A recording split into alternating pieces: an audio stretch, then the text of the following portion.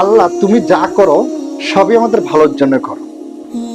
আমরা জেনে না বুঝে তোমার সম্পর্কে অনেক কিছু বলে থাকি। আল্লাহ এই পৃথিবীর মধ্যে আমাকে কেউ যদি ভালো নাও বাসে, তারপরে তুমি আমাকে সবসময় ভালোবাসো। আল্লাহ এই পৃথিবীর মুখে সবচেয়ে যদি আপন কেউ থাকে, তাহলে একমাত্র তুমি আছো। আল্লাহ তুমি যাই করো না কেন সবই আমাদের ভালোর জন্য করো। আল্লাহ আমরা কখনো তা মেনে নিতে চাই না। তোমার সামান্য বিপদ দিলে, আল্লাহ তুমি যদি আমাদেরকে তোমার সামান্য একটু বিপদ দাও, আমরা বলি আল্লাহ বেন আমার ভালো চায় না। আসলে আল্লাহ তুমি যে আমাদের কত ভালো চাও, সেটা যদি আমরা একবার কখনো চিন্তা করতাম, তাহলে আর কখনো আমরা এইসব কথা বলতাম না।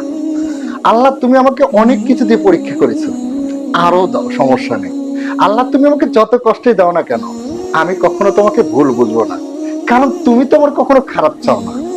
আল্লাহ তুমি যে দয়ালু, তুমি যে মহান, এই পৃথিবীর মুখে তুমি যে আমাদেরকে কত ভালোবাসো, একমাত্র আমি জানি, এবং যারা জানে তারা কখনো তোমাকে ভুল বুঝবে না। আল্লাহ তোমার প্রত্যেকটা হুকুম, প্রত্যেকটা আদেশ মানে চলতে চাই। আল্লাহ তুমি আমাকে সেই তৌফিকটুকু দান করো, তোমার প্রতি আস্থা রাখি, তোমার প্রতি বিশ্বাস রেখে চলার মতন আমাকে তৌফিক দান করো। আল্লাহ সব সময় তুমি আমাকে কোনটা ভালো কোনটা খারাপ সেটা মানে চলার তৌফিক দান করো। আল্লাহ সব সময় তোমার প্রতি বিশ্বাস এবং তোমার প্রতি আস্থা রাখার মতন আমাকে তৌফিক দান করো। আল্লাহ জানি আমরা জেনে না জেনে অনেক গুনাহ করেছি, কিন্তু তারপরও তুমি আমাদেরকে মাফ করে দাও। আল্লাহ আমরা অজানে, জানা অজানা কতই না গুনাহ করে থাকি, তারপরে তুমি আমাদেরকে মাফ করো। আল্লাহ তোমাকে আমরা মনে প্রাণে কতই না গালি দিয়ে থাকি, কিন্তু তারপরে তুমি বলো যে বান্দা সে না বুঝে আমাকে গালি দিয়েছে।